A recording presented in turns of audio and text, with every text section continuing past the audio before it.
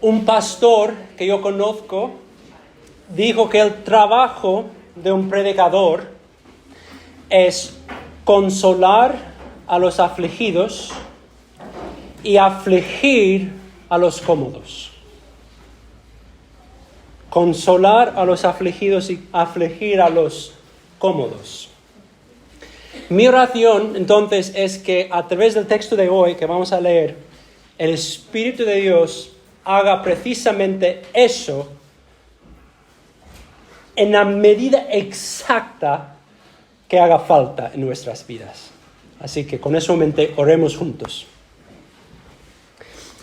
Espíritu Santo de Dios, te queremos y te adoramos por quien eres. Te damos gracias, Espíritu de Dios, por habitar entre nosotros. Gracias por la promesa que morarás con nosotros, que nos enseñarás, que nos das de tu poder, que nos transformas. Gracias, Espíritu de Dios, por todas las promesas que tú nos has dado hoy. Yo te pido que tú hagas precisamente tu obra en la vida de cada uno de nosotros. Aflige donde aflicción hace falta y consuela donde hace falta confort, Señor. Y te lo pedimos en el nombre de Cristo. Amén. Vamos a leer Marcos 3, versículos 20 a 30. Por favor, abrid vuestras Biblias, seguid conmigo. Marcos 3, versículos 20 a 30. Voy a estar leyendo de la Nueva Versión Internacional. Dice: luego Jesús entró en una casa y de nuevo se aglomeró tanta gente que ni siquiera podían comer él y sus discípulos. Cuando se enteraron sus parientes, salieron a hacerse cargo de él, porque decían: está fuera de sí. Los maestros de la ley que habían llegado de Jerusalén decían: está poseído por Beelzebú. Expulsa a los demonios por medio del príncipe de los demonios. Entonces Jesús los llamó y les habló en parábolas. ¿Cómo puede Satanás expulsar a Satanás? Si un reino está dividido contra sí mismo, ese reino no puede mantenerse en pie. Y si una familia está dividida contra sí misma, esa familia no puede mantenerse en pie. Igualmente, si Satanás se levanta contra sí mismo y se divide, no puede mantenerse en pie, sino que ha llegado su fin. Ahora bien, nadie puede entrar en la casa de alguien fuerte y arrebatarle sus bienes a menos que primero lo ate. Solo entonces podrá robar su casa. Les aseguro que todos los pecados y blasfemias se les perdonarán a todos por igual, excepto a quien blasfeme contra el Espíritu Santo. Este no tendrá perdón jamás. Es culpable de un pecado eterno.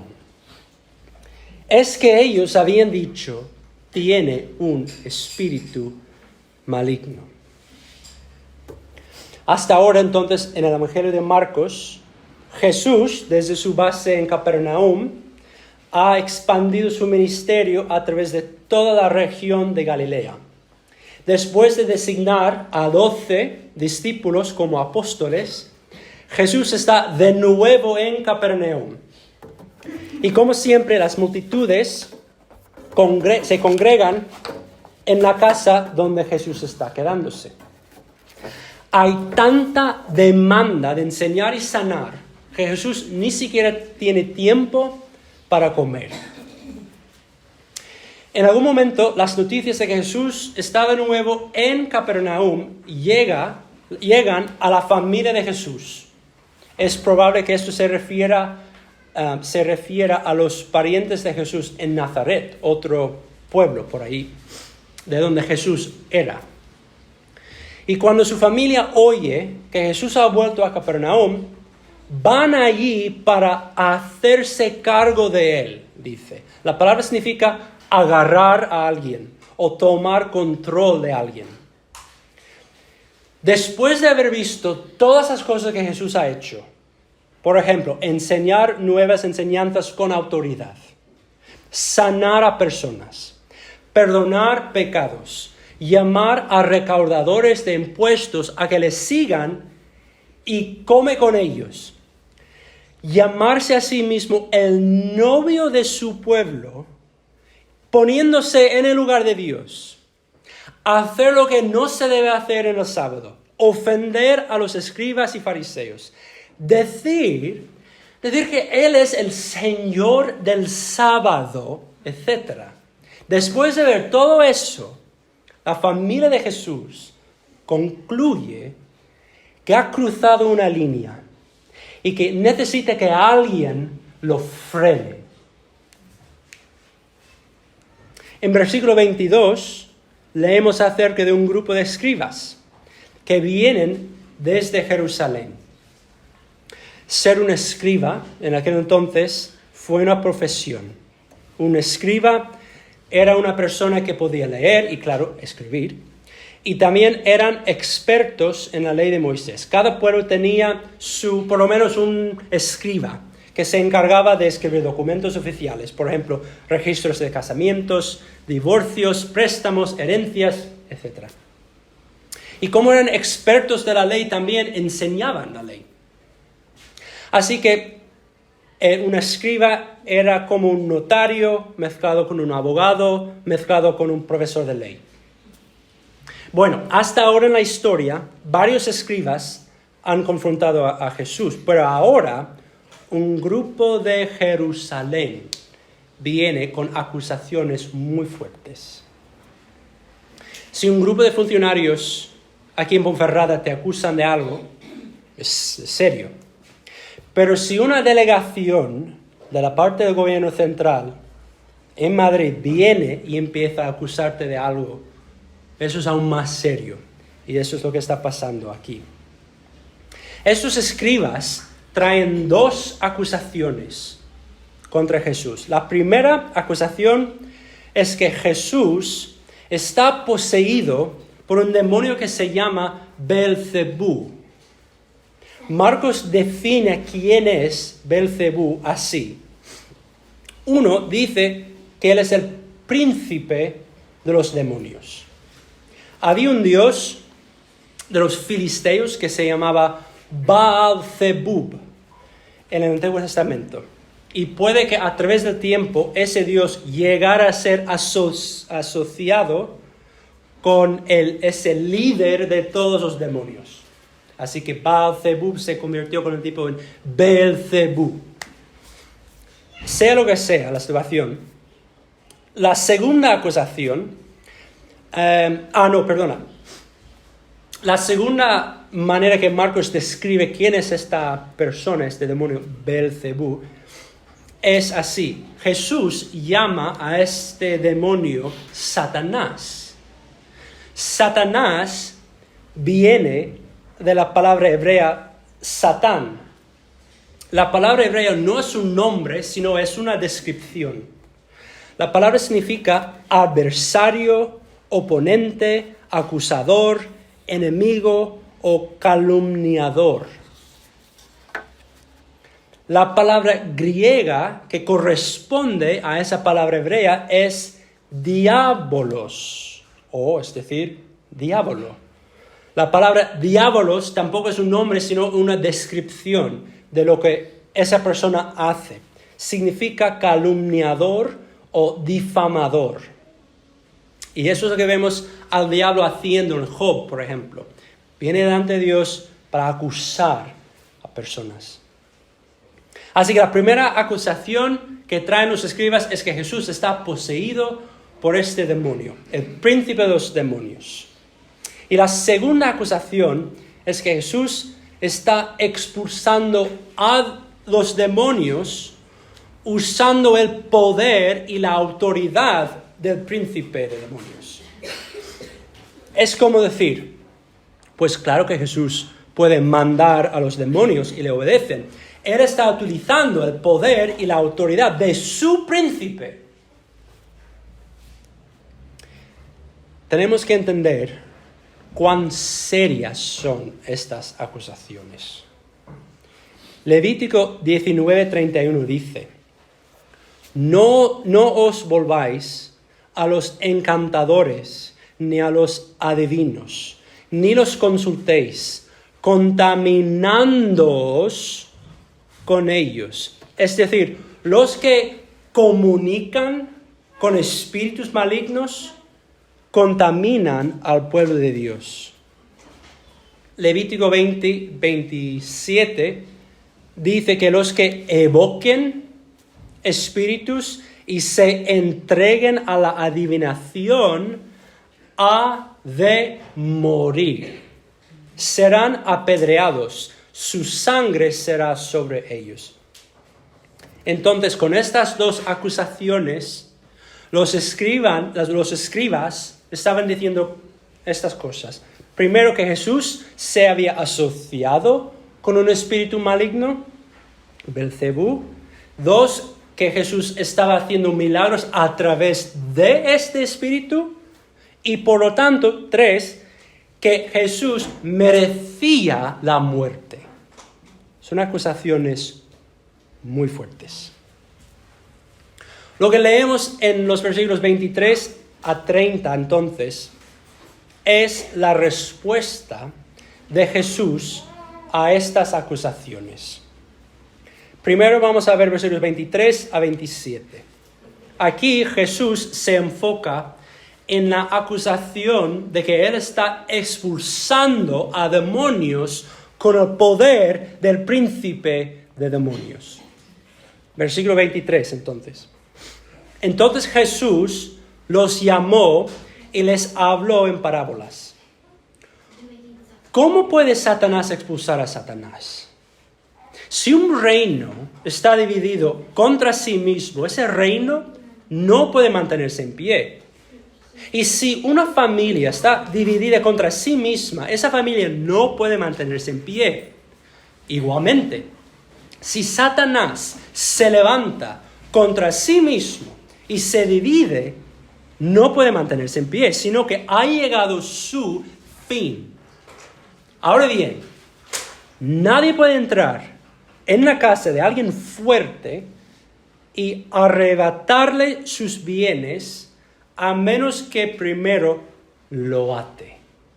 Solo entonces podrá robar su casa. Jesús empieza con una pregunta retórica. ¿Cómo puede Satanás expulsar a Satanás? La respuesta de esa pregunta debería ser obvio. Es decir, Satanás no puede expulsar a Satanás. Es absurdo pensar que el príncipe de los demonios está atacando y venciendo a sus propios demonios. Y después Cristo muestra cuán absurdo es pensar así con dos parábolas. Una parábola, es una historia corta donde Jesús hace algún tipo de comparación. Jesús dice, imagínate un reino, cualquiera. Si hay dos facciones dentro de ese reino que están peleándose, eso se llama guerra civil y el reino entero no se puede mantenerse en pie. Otra parábola. Imagínate una familia que se divide en dos y que los dos lados empiezan a atacarse. Esta familia se va a caer sin poder recuperarse. En el versículo 23 Jesús interpreta estas dos parábolas. Dice, igualmente, si Satanás se levanta contra sí mismo y se divide, no puede mantenerse en pie, que ha llegado su fin. Guerra civil es el fin del reino. Una familia dividida es el fin de la familia. Igualmente, si lo que estáis viendo es Satanás atacando y venciendo a sus propios demonios, esto significa que el fin del reino de Satanás. Eso es la lógica ahí. El punto es que cuando los escribas ven a Jesús expulsando a los demonios, no están viendo una guerra civil entre dos facciones del reino de Satanás. Eso no es lo que está pasando allí. Entonces, ¿qué están viendo? Jesús contesta esa pregunta con la tercera parábola que da. Versículo 27. Ahora bien, nadie puede entrar en la casa de alguien fuerte y arrebatarle sus bienes, a menos que primero lo ate. Solo entonces podrá robar su casa. En esta parábola, Satanás es el hombre fuerte dentro de su casa. Y Jesús es el que viene, entra en esa casa, ata a Satanás y le arrebata sus bienes. ¿Qué nos enseña esta parábola? Jesús es más fuerte y más poderoso que Satanás. Cuando unes entonces estas tres parábolas, tienes la respuesta de Jesús en cuanto a esta segunda acusación de los escribas. ¿Decís que yo estoy expulsando a los demonios usando el poder de Satanás? Estáis muy equivocados. Cuando me veis expulsar demonios, no estáis viendo una guerra civil entre dos facciones del reino de Satanás, sino sois testigos del hecho de que alguien mucho más poderoso que Satanás ha llegado. Yo diría que el punto principal de este pasaje es lo siguiente. ¿Qué deberíamos concluir cada vez que Jesús manda a los demonios y le obedecen? Pues uno, Jesús ejerce el poder y la autoridad de Dios. Si Jesús no está utilizando el poder y la autoridad de Satanás para expulsar a los demonios, entonces ¿cuál poder y autoridad está utilizando? Está utilizando el poder y la autoridad del Espíritu de Dios mismo. En Marcos 1:2, Marcos dice que cuando Jesús salió del agua en su bautismo, vio al Espíritu de Dios descendiendo sobre él. Es la venida del Espíritu de Dios sobre Jesús que coincide con la declaración de Dios: tú eres mi Hijo amado, estoy muy complacido contigo. Claro, la fuente del poder y la autoridad de Jesús a través de todo su ministerio es el Espíritu de Dios, su Padre. Y la segunda cosa que podemos concluir del hecho de que Jesús puede expulsar a los demonios es que el rey del reino de Dios es más fuerte que el rey del reino de este mundo. Cuando el rey del reino de Dios, Jesús, habla, el rey del reino de este mundo tiembla y no tiene opción sino obedecer su palabra soberana.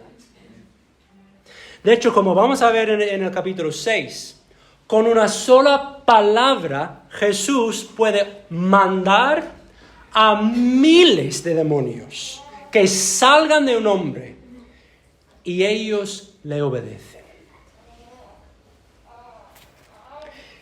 Si tienes miedo del poder de los demonios, y según la Biblia los demonios tienen autoridad, tienen poder, de verdad, deberíamos tener muchísimo más temor del poder de Cristo, quien es infinitamente más poderoso que incluso el mismo príncipe de los demonios.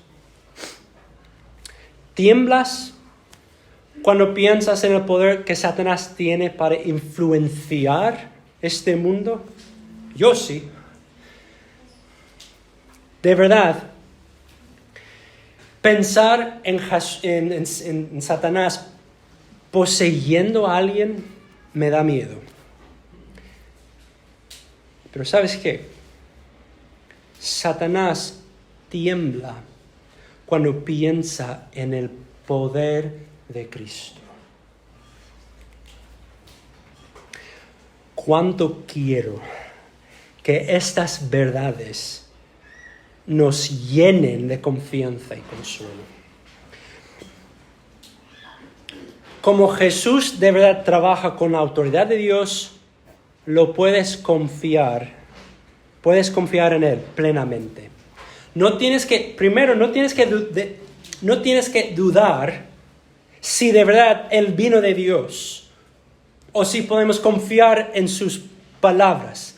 Como toda su vida fue guiada por el Espíritu de Dios, claro que sí podemos confiar en Él.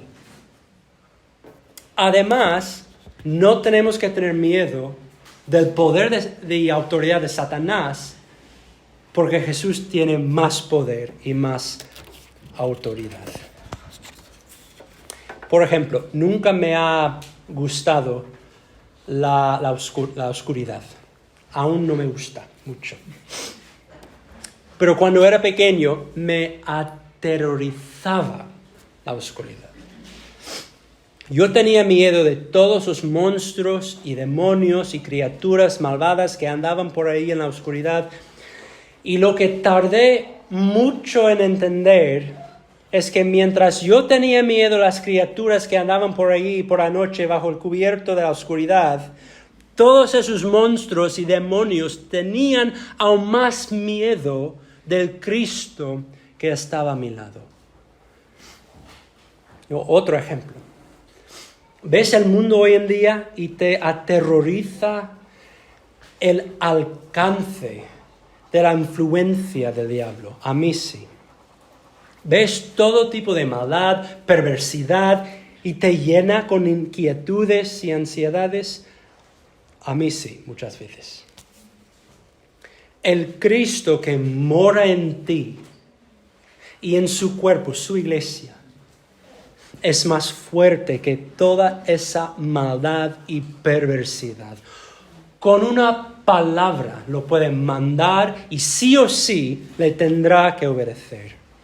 Y como sabemos, un día, literalmente, Jesús mandará toda maldad y hasta la muerte misma al infierno. Que verdades así nos llenen de confianza y consuelo en un mundo que parece ser, en cada aspecto, bajo el control absoluto del diablo. Cristo, nuestro Cristo, es más fuerte. Entonces, con esta idea en mente, llegamos a los versículos 28 y 30. Esos tres versículos son una advertencia para los que no captan esto.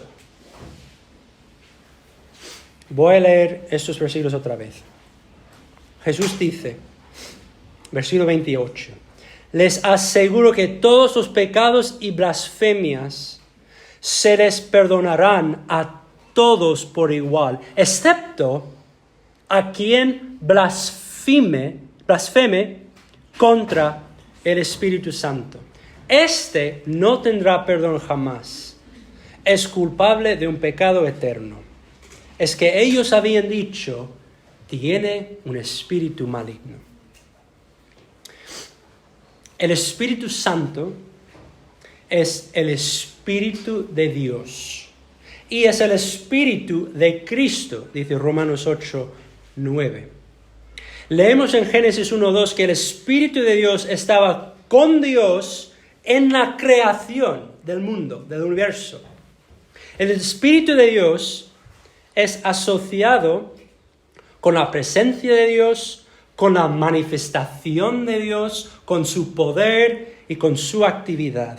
Es Él que convence al mundo del pecado y es el que lava y regenera a los incrédulos. En términos teológicos, Él es la segunda persona de la Trinidad. Es la tercera persona, de la Trinidad. Entonces, ¿qué es blasfemia? La RAE define blasfemia así. Es palabra o expresión gravemente injuriosas contra alguien o algo. Es palabra o expresión gravemente injuriosas contra alguien o algo. Eso significa que la blasfemia es una palabra que decimos que tiene como su objetivo el insultar o injuriar o agravar o denigrar a alguien. Si quiero mostrar desprecio y desdén hacia alguien, las palabras que salen de mi boca son blasfemias contra esa persona. Si odio a alguien y quiero que todo el mundo lo sepa, lo que sale de mi boca son blasfemias contra esa persona. Si yo calumnio a alguien o difamo a alguien, estoy blasfemando contra esa persona.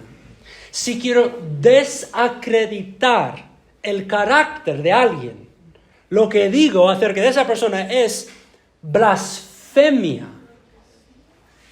La blasfemia es el fruto, entonces, es el resultado de desprecio, desdén y odio que tengo hacia alguien. Entonces,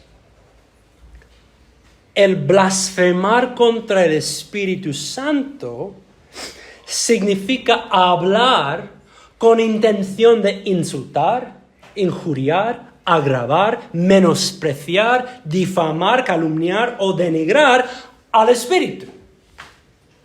El Espíritu de Dios. Es lo que sale de tu boca si odias al Espíritu de Dios. Es lo que dice si quieres atacar el carácter del Espíritu Santo. Blasfemia contra el Espíritu Santo es el fruto, es el resultado de odiar y menospreciar al Espíritu Santo en tu corazón. Es una muestra de desdén y desprecio del Espíritu Santo. Y para que se quede muy claro, ¿qué son las consecuencias de hablar así contra el Espíritu Santo de Dios? Uno, Jesús dice, esta persona no tendrá perdón jamás. Dos, esta persona es culpable de un pecado eterno, dice Jesús. Estas son declaraciones absolutas. En Mateo 12:32 dice que esa persona no tendrá perdón ni en este mundo ni en el venidero. Es decir, la persona que habla así contra el Espíritu Santo no puede ser perdonado. En ningún momento, bajo ninguna circunstancia, nunca, jamás llevará las consecuencias de este pecado, dice Jesús, eternamente. Todos los otros pecados y blasfemias se les perdonarán a todos por igual, dice, excepto este pecado, la blasfemia contra el Espíritu Santo. La blasfemia contra el Espíritu de Dios es el pecado imperdonable.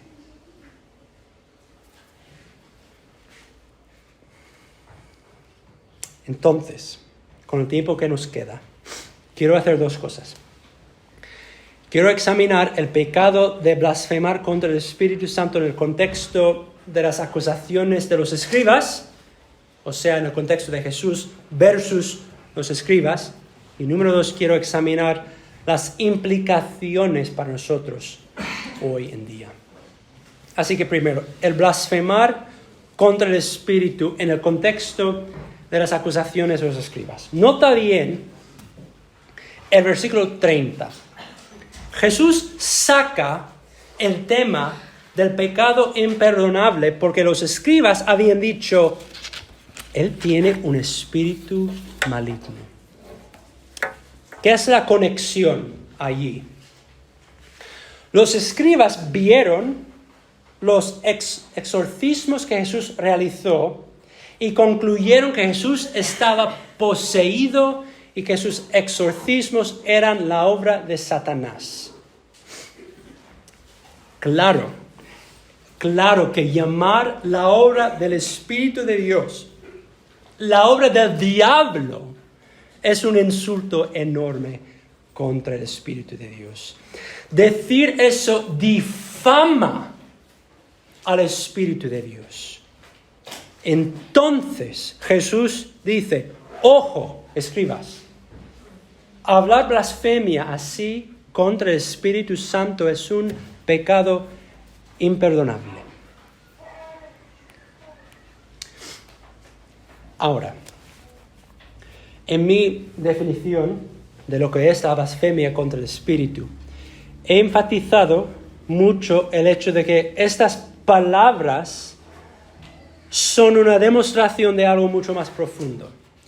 Y yo quiero mostraros cómo he llegado a esa conclusión. Vamos a ir a Mateo 12, si queréis podéis ir conmigo a Mateo 12, para ver lo que Mateo escribe en su versión de este mismo relato. En Mateo 12, empezando al final del versículo 32. Mateo 12, la última parte del versículo 32. Mateo dice, el que hable contra el Espíritu Santo no tendrá perdón ni en este mundo ni en el venidero. Así que en el mismo contexto, mira lo que Jesús dice justo después. Versículo 33. Si tenéis un buen árbol, su fruto es bueno.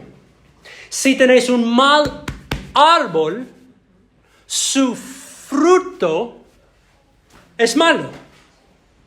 Al árbol se le reconoce por su fruto. Camada de víboras, ¿cómo podéis vosotros que sois malos decir algo bueno? De la abundancia del corazón habla la boca. El que es bueno, de la bondad que atesora en el corazón, saca el bien. Pero el que es malo, de su maldad saca el mal. ¿Qué quiere decir Jesús aquí? Por un lado, si ves buen fruto, sabes que el árbol es bueno. Las buenas palabras, como alabar al Espíritu de Dios, son el fruto de un buen árbol, de un buen corazón. Por el otro lado, si ves mal fruto, sabes que el árbol es malo. Las malas palabras, como blasfemia contra el Espíritu, salen de un mal corazón. En el contexto inmediato, la razón por la que Jesús produce buen fruto, como expulsar a demonios, por ejemplo, es porque Él es un buen árbol. Tiene un buen corazón. Si no, no podría producir buen fruto, como vencer a los demonios y liberar a personas del poder de Satanás. No podía hacer eso. Asimismo, la razón por la que alguien blasfema con sus palabras contra el Espíritu es porque es un mal árbol. Tiene un mal corazón. Blasfemia contra el Espíritu es un tipo de fruto que solo crece en los malos árboles. Un ejemplo muy fácil. ¿Cómo sé yo cuáles árboles en mi jardín son cerezos? Bueno, es muy fácil, ¿no? Los que producen cerezas son cerezos. Es igual con las personas. Buen fruto, buena persona. Mal fruto, mala persona.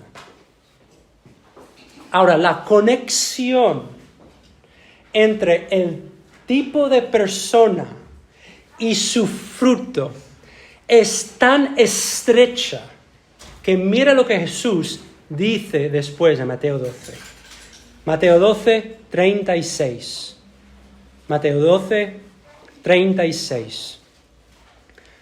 Pero yo os digo que en el día del juicio todos tendrán que dar cuenta de toda palabra ociosa que hayan pronunciado, porque por tus palabras se te absolverá, y por tus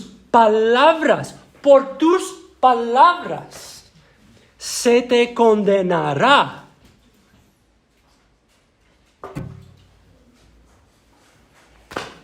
La conexión entre el tipo de árbol que somos y el fruto que producimos es tan estrecha que Dios puede determinar cuál tipo de árbol somos solo por el fruto que producimos, igual que en mi jardín. Las cerezas en las ramas de los árboles en mi jardín no transforman esos árboles en cerezos. Primero, el árbol es un cerezo y por lo tanto produce cerezas. Es igual con la blasfemia contra el Espíritu. La blasfemia, las palabras no convierte a alguien en un mal árbol. Primero esa persona es mala y por eso blasfema contra el Espíritu. Por lo tanto, yo concluyo que la blasfemia contra el Espíritu Santo es el fruto o el resultado de odiar y menospreciar al Espíritu Santo. Es lo que sale del corazón de alguien que odia y menosprecia al Espíritu de Dios. Ahora, todos nacemos con corazones que están naturalmente en contra de Dios. Nacemos programados por producir mal fruto. Aún así, es cierto que no todos los seres humanos producimos todos los malos frutos que somos capaces de producir. Una persona puede producir muchos tipos de malos frutos sin producir ese fruto específico que es blasfemar contra el Espíritu Santo. Por ejemplo, yo soy capaz, como un ser humano, yo soy capaz y estoy inclinado incluso a cometer cualquier tipo de maldad. Y si me pongo a ello, podría cooperar con mi naturaleza pecaminosa y podría llegar a cometer los pecados más horribles que puedas imaginar. Yo soy capaz. Tú también. Pero esa capacidad no significa necesariamente que lo haga. Igual todos tenemos la capacidad y la inclinación de blasfemar contra el Espíritu Santo, pero eso no significa que cada persona produzca ese tipo de fruto en su vida. Entonces, antes de que una persona produzca ese fruto en particular, hay dos opciones. Una persona puede nutrir su resistencia natural que tiene contra el espíritu. Puede cooperar con su naturaleza y al final producir el fruto de blasfemia contra el espíritu. Eso es una opción real. Y si alguien llega a ese punto y produce ese tipo de fruto en su vida, Jesús dice que jamás será perdonado. No hay vuelta atrás. Ese fruto quedará hasta el juicio. Y en ese día, Dios lo mirará y concluirá que esa persona es un árbol malo basado en el fruto que su vida ha producido. O, opción número 2, otra vez, antes de que una persona llegue a tal extremo, Dios puede cambiar el ADN en ese árbol y transformarlo de un cerezo que produce cerezas a un manzano que produce manzanas. Es decir, de un corazón que está naturalmente inclinado a odiar y menospreciar al Espíritu de Dios, en un corazón que ama y adora al Espíritu de Dios. Entonces, habiendo sido convertido en un árbol bueno, llegará a producir buen fruto. Lo cual Dios mirará en el día del juicio y concluirá: de verdad esa persona es hijo de Dios por sus palabras. Cuando los escribas dijeron abierta y decisivamente que la obra del Espíritu de Dios era de verdad la obra de Satanás, Jesús toma la oportunidad de advertirles: ojo, insultar y denigrar y menospreciar al Espíritu de Dios así muestra qué tipo de corazón tenéis. Y la conexión entre vuestras palabras de blasfemia y el tipo de corazón que tenéis es tan estrecho, dice Jesús. Dios solo tendrá que ver el fruto para saber qué tipo de árbol sois. Entonces, hemos hablado de la blasfemia contra el Espíritu Santo en el contexto de Jesús y los escribas, su día.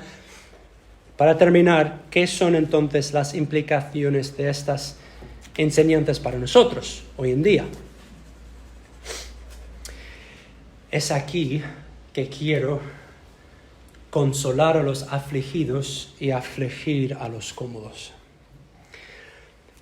Tenemos que entender que sigue siendo posible blasfemar contra el Espíritu hoy en nuestro día. Es posible odiar y menospreciar al Espíritu de Dios tanto que lo que sale de tu boca es insultos e injurias contra Él. Y una vez que alguien haya llegado a ese punto, según Jesús, ha cometido un pecado imperdonable. No hay perdón nunca, jamás, ni en esta vida, ni en el que viene. Deberíamos tomar nuestras palabras con máxima seriedad. Según Jesús, seremos juzgados por esas palabras. Esto es sumamente serio y todos deberíamos oír esas palabras de Jesús y temblar un poquito por lo menos. Y a la misma vez reconozco que en un grupo así hay corazones muy sensibles a las palabras de Dios. Vuestros corazones son así porque Dios ha hecho vuestros corazones así. Y yo puedo imaginar que algunos de vosotros oís todo esto y esos corazones sensibles empiezan a latir muy rápido. Y empecéis a pensar, a ver. ¿Qué dije hace un año, o hace 5 años, hace 20 años cuando estaba enfadado con Dios? ¿Dije algo en ese momento en contra del Espíritu de Dios? A ver si puedo recordar exactamente qué fue para ver si yo he cometido ese pecado. Y tu mente empieza a correr y dudar y llenarse de preocupaciones por el estado de tu alma inmortal. Tengamos muchísimo cuidado aquí. Y no seamos, por favor, no seamos legalistas. Quiero decir, no pensemos que podamos hacer listas y decir, esto y esto son blasfemia contra el Espíritu. Pero esto y esto no son blasfemia contra el Espíritu. Yo no puedo decir, bueno, si has dicho alguna vez, Espíritu Santo, no quiero saber nada de ti. Eso no es blasfemia contra el Espíritu Santo. Pero si has dicho, Espíritu Santo, te menosprecio y te rechazo, entonces eso sí es blasfemia contra el Espíritu. Yo no puedo decir eso. Nadie puede decir eso. Yo no puedo decir, si haces una broma sobre el Espíritu, eso no es blasfemia.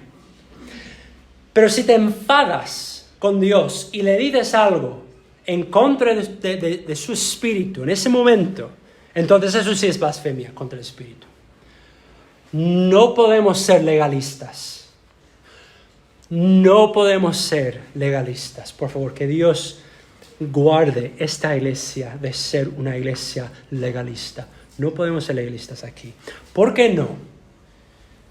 Porque la blasfemia contra el Espíritu es el fruto que crece en un corazón en particular, en un corazón malo que odia y menosprecia al Espíritu Santo. El fruto de tal corazón puede tomar muchas formas. Es el árbol que determina el tipo de fruto que crece en él. Solo los cerezos producen cerezas. Solo corazones malos producen blasfemia contra el Espíritu.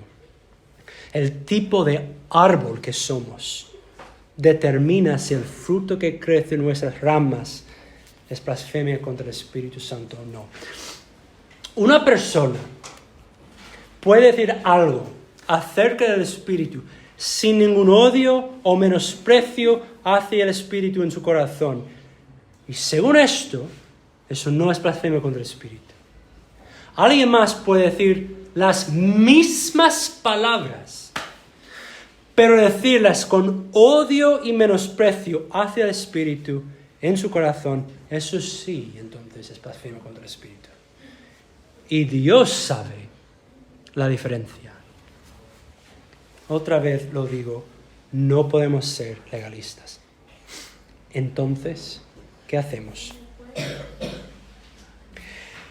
En vez de enfocarnos en recordar si hemos dicho esto o aquello acerca del Espíritu de Dios en algún momento de nuestras vidas, recomiendo que nos enfoquemos en esta pregunta.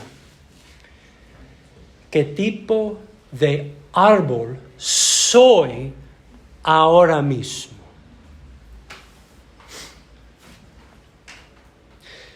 ¿Ves a Jesús expulsando a los demonios por el poder del Espíritu Santo de Dios? ¿Y entiendes que eso es una muestra de que Jesús es más fuerte que Satanás? Y al ver eso, ¿estás inclinado a acercarte al Espíritu, a alabar al Espíritu, a regocijarte en el hecho de que el poder y la presencia de Dios es más fuerte que el poder de Satanás y todos sus demonios? ¿Ves el poder del Espíritu de Dios mostrado en Jesús y produces fruto, por ejemplo, arrepentimiento y fe en Cristo, si eso es el fruto que crece en tus ramas al ver a Jesús, específicamente cuando Él echa fuera a los demonios, eso solo es posible porque Dios te ha convertido en un buen árbol. Y si es así, no tienes que tener miedo de blasfemar contra el Espíritu. Los buenos árboles producen buen fruto.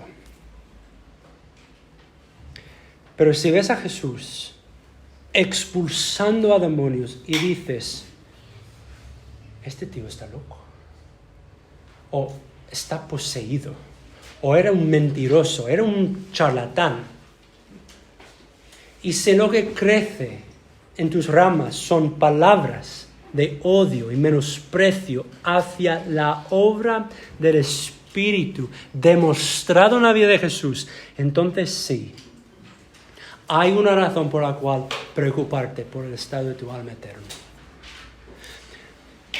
Puede ser que en el día del juicio Dios use esas mismas palabras para demostrar que eres un mal árbol. Porque Jesús dijo, por tus palabras, por ejemplo, tus palabras de alabanzas al Espíritu, se te absolverá, dice. Y por tus palabras, por ejemplo, tus palabras de blasfemia contra el Espíritu, se te condenará. Oramos juntos. Espíritu de Dios, vemos tu poder y tu autoridad trabajando a través de Jesús en el Evangelio de Marcos y nos asombramos. Y más de eso, queremos conocerte. Queremos que ese mismo Espíritu nos llene a nosotros. Te alabamos, Espíritu de Dios. Te valoramos, Espíritu de Dios. Proclamamos que tú eres bueno y lo que tú has hecho a través de Cristo muestra que Cristo es más fuerte que Satanás y que de verdad Cristo vino de Dios y que estaba trabajando a través del poder del Espíritu de su Padre. Y nos inclinamos hacia ti, Espíritu de Dios. Yo te pido, Señor, Espíritu, que tú hagas tu obra en las vidas de nosotros, que nos ayudes, que transformes nuestros corazones para que podamos alabarte, para que el fruto que crezca en nuestras ramas pueda ser buen fruto que te agrada, Señor. Que tú trabajes entre nosotros, te lo pedimos. En el nombre de Cristo. Amén.